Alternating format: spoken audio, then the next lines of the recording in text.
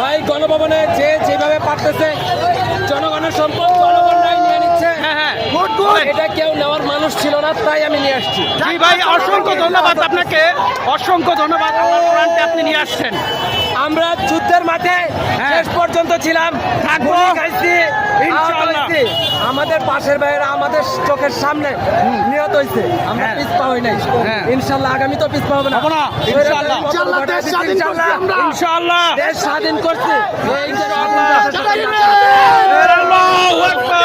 ভাই গণভবনে যেভাবে পারতেছে জনগণের সম্পদ জনগণরাই নিয়ে নিচ্ছে।